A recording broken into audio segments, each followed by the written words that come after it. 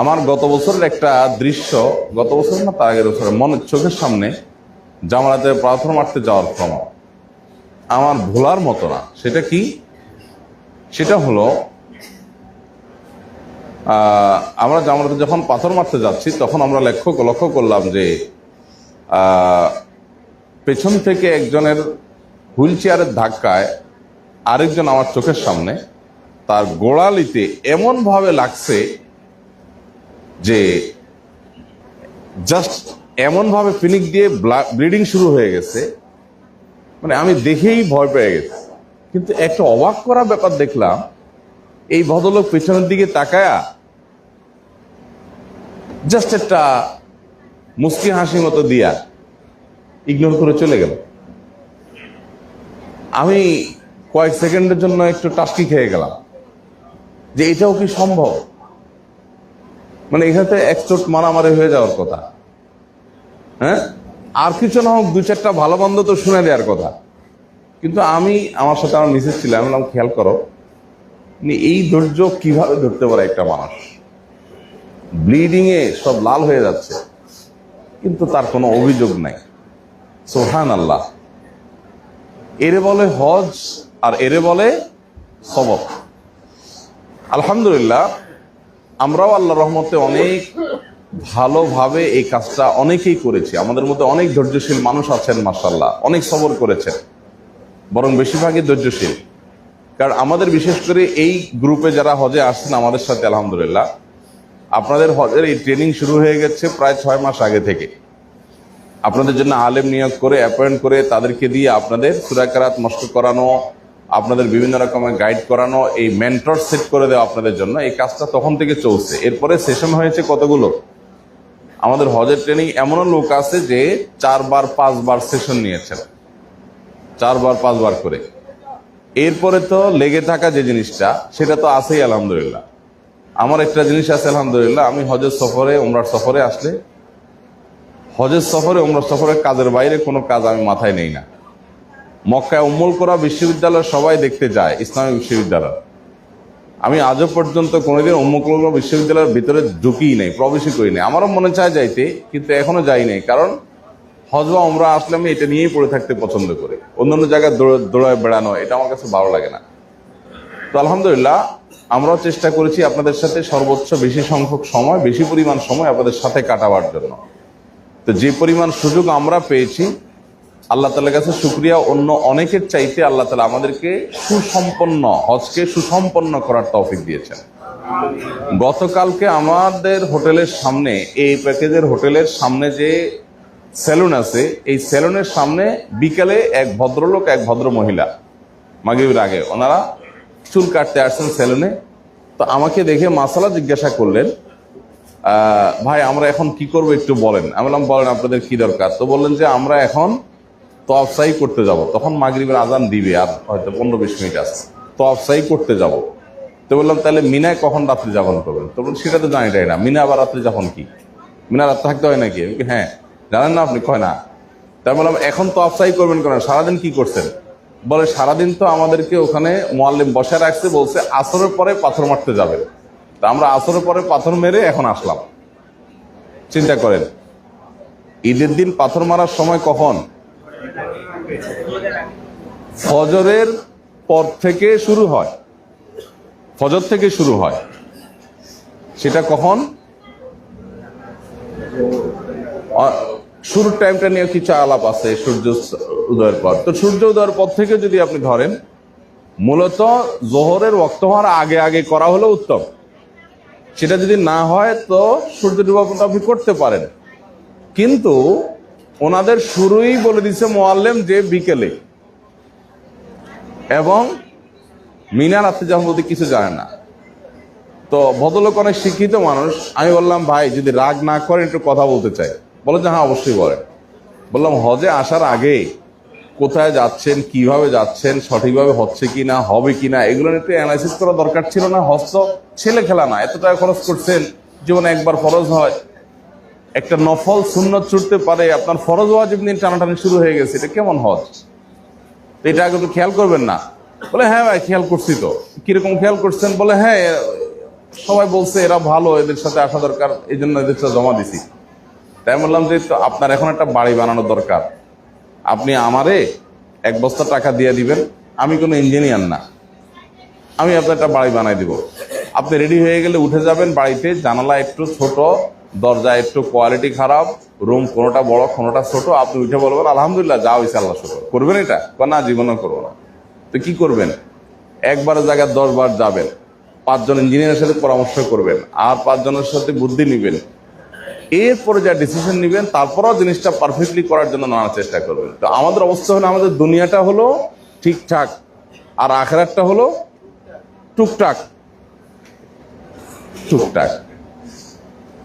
তো এই হলো আমাদের অবস্থা। সেই তুলনায় আল্লাহ রাব্বুল আলামিন আমাদেরকে যে হজের কার্যক্রমগুলো সব সুসম্পন্ন করার, সুন্দরভাবে শেষ করার তৌফিক দিয়েছেন, এই জন্য রব্বুল কারীমের কাছে আমরা আবারও শুকরিয়া জানাই, আলহামদুলিল্লাহ।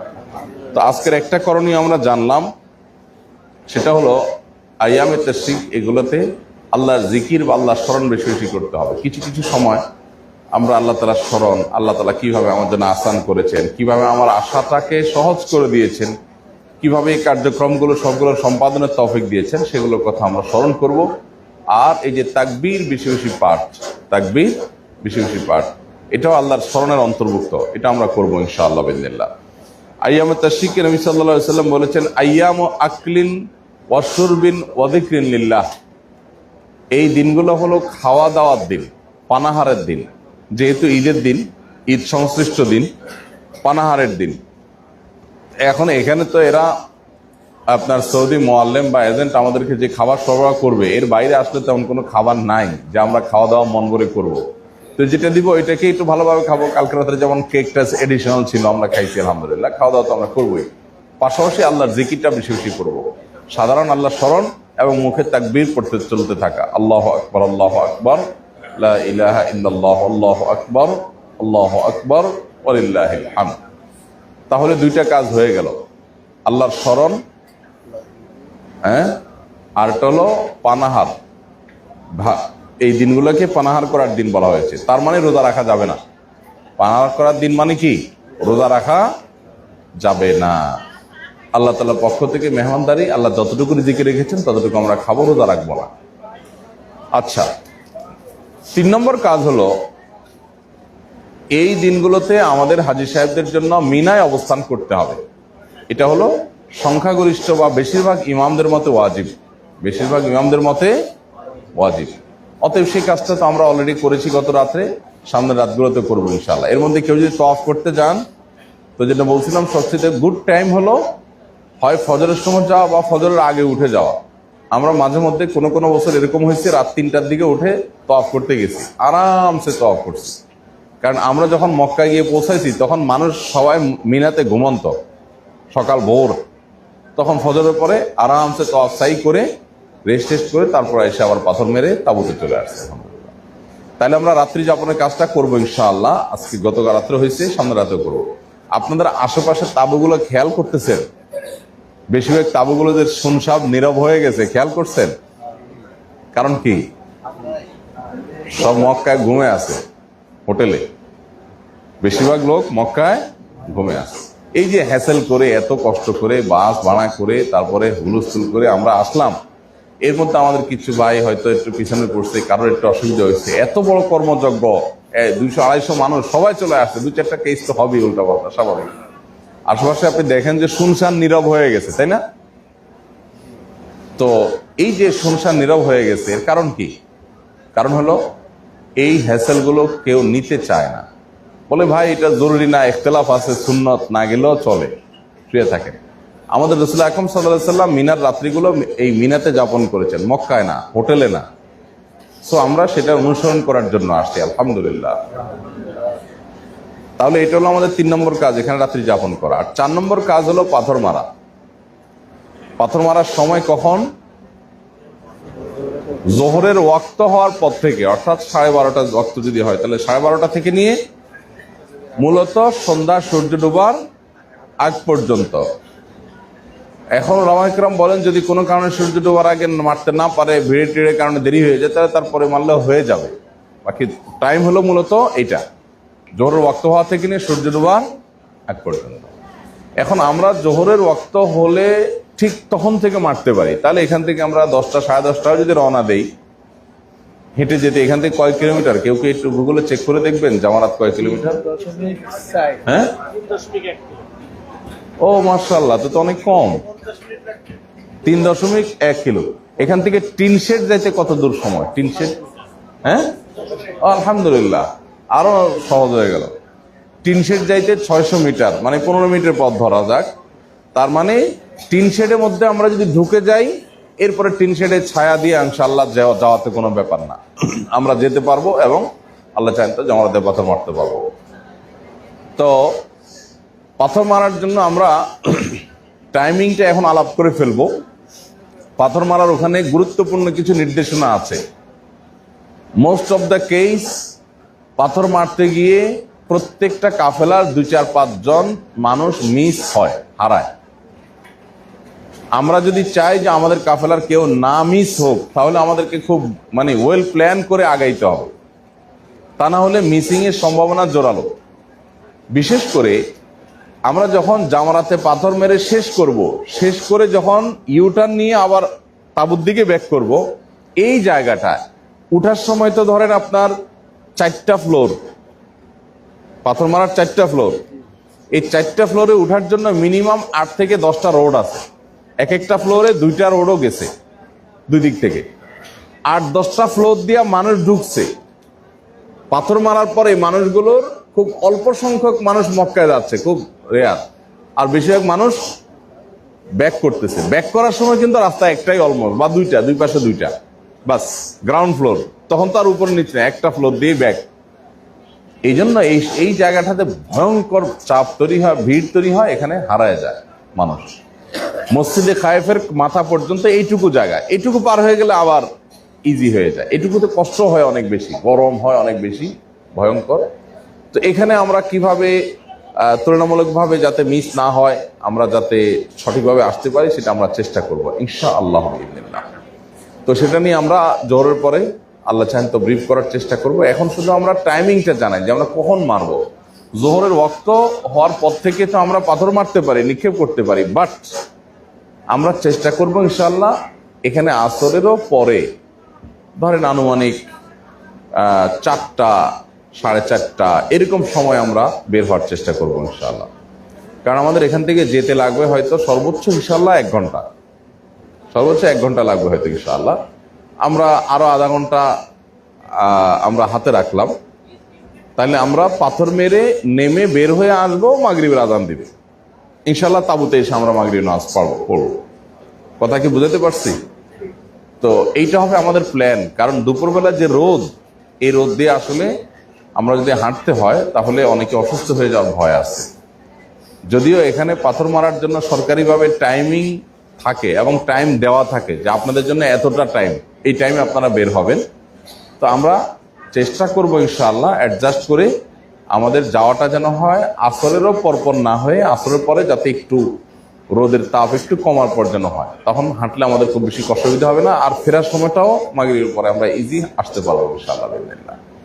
তো আজকে আমরা 3 জামরাতে পাথর মারবো, বড় জামরা, মেজো জামরা এবং ছোট জামরা, সবগুলোতে 7টা করে 3-7 21টা পাথর আমরা নিক্ষেপ করবো ইনশাআল্লাহ। পাথর মারার ক্ষেত্রে আসলে বিশেষ কোনো নিয়ম কারণ প্রসঙ্গ আসতে বলেই ফেলি, আমরা আল্লাহ আকবার বলে প্রত্যেকটা পাথর নিক্ষেপ করবো। আল্লাহ আকবার, আল্লাহ আকবার, আল্লাহ আকবার। পাথরটা ওই যে ওয়ালটা আছে, এই ওয়ালটাতে গিয়েই লাগতে হবে, নট নেসেসারি হাউসের মধ্যে পড়লেই চলবে। এই ওয়ালটা একবারে গ্রাউন্ড ফ্লোর থেকে নিয়ে এই 4 তলা পর্যন্ত পুরা ওয়াল উঠানো, এবং এইটার এই যে হাউসটা এখানে নিক্ষেপ করলেই মূলত চলবে। অনেকে এই ওয়ালটাকে মনে করে শয়তান। না ভাই, শয়তানের বয়স তো অনেক পুরান, সে তো আমাদের বাবা আদম আলাইহিস সালামেরও আগে তার জন্ম শয়তানের। আর ওয়াল এটা বানাইছে সৌদি গভর্নমেন্ট কিছু বছর আগে। অতএব এই ওয়ালটা কোনো শয়তান না। মানুষ এই ওয়ালরে পাথর না পারলে জুতা মারে, পারলে মোবাইল মেরে দেয়। কেন? শয়তানের প্রতি অনেক জিদ, সেজন্য সারাদিন শয়তানের কথা, গলাগলি, দোস্তি, শয়তানের কথা উঠা বসা, এখানে আসে সব জিদ শয়তানের উপরে ছাড়া। আমরা অনেকে সেটা করি, এটা আমরা করব না। 7টা পাথর মারবো শুধুমাত্র, অন্য কিছু না। আর পাথর মারার জন্য কৌশল হলো, আমরা যখন এই দিক থেকে যাব তখন যে সাইডটা, এই সাইডটাতে আমরা মারবো না, আমরা একটু শেষ সাইডে বা মাঝের দিকে যাব, তখন চাপ কম থাকে। শুরুতে সবাই চাপ দেয়, মাঝের দিকে যেয়ে আস্তে আস্তে আস্তে একদম ওয়ালের কাছে ঘিরে একদম কাছে গিয়ে মারা যায়। আল্লাহু আকবার, আল্লাহু আকবার প্রত্যেকবার বার বলতে বলতে আমরা মারবো পাথরগুলো।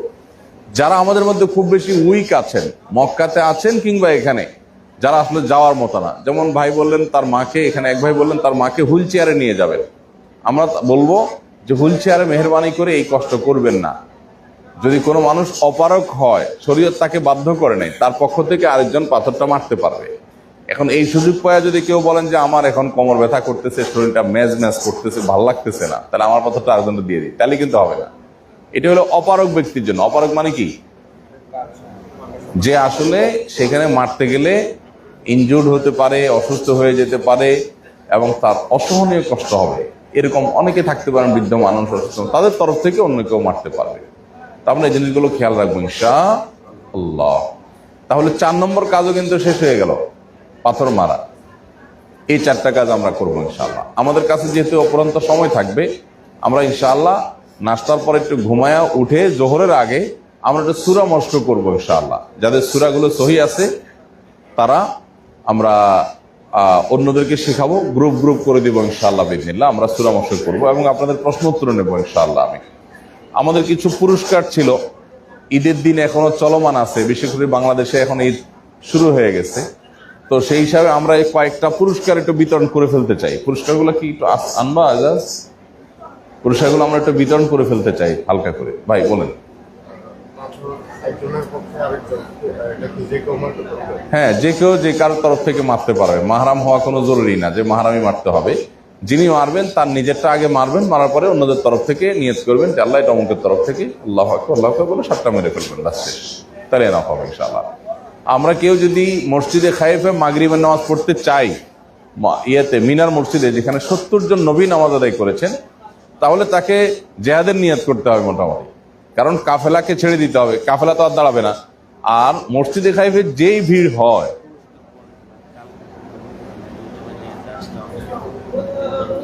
আচ্ছা না আমরা শেষ করে ফেলবো ইনশাআল্লাহ। ভালো কথা বলতে চাবে যে আমাদের অনেকেরই কালকে আসতে রাত 2টা-3টা বেজে গেছে, সিঙ্গেল যারা আসছে।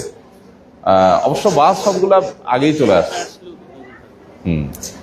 তো আমরা সারাদিন আজকে ঘুমাবো, কিন্তু রোদ তাপ উঠে গেলে ঘুমাতে পারবো না, এখন ঘুমের জন্য সময় দিতে হবে। কই পুরস্কারগুলো কি আছে? আমরা কয়েকটা পুরস্কার দিয়ে ফেলতে চাই ভাই।